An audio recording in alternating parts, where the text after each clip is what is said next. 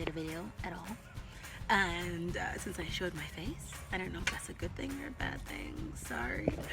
But I thought I'd do a short video on how to set up an AC disconnect for one of these little cute units over here.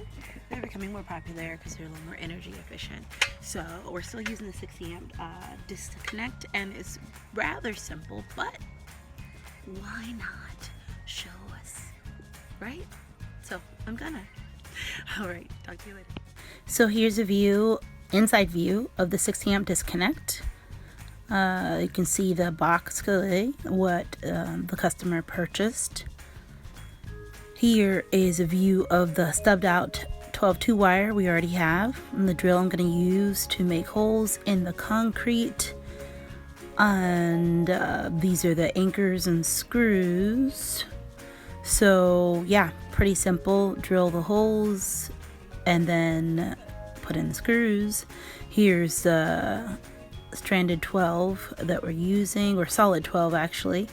And here it is on the ground. I'm gonna fish it through this car flex. It has the connectors on the end already. Taped them together to make it easier to fish through that 3/4 inch car flex.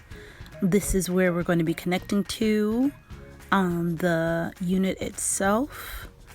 You can see the screws where the wires go.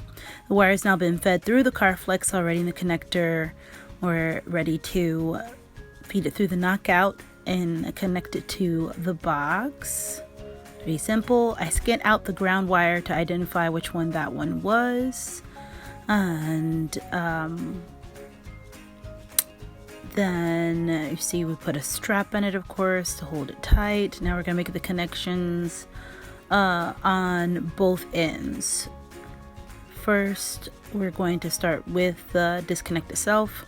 Here's a diagram that explains how to wire this 24 volt 60 amp non-fused. You see the two lines are in the center. The loads are on the outside. So line basically means where the power comes in. Load is where the power is going out.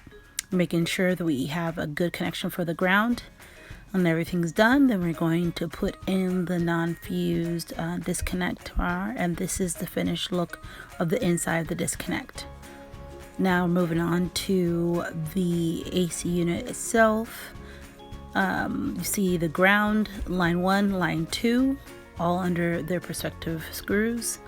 Then just replace the cover, and pending whatever the HVAC guy has to do, we are done.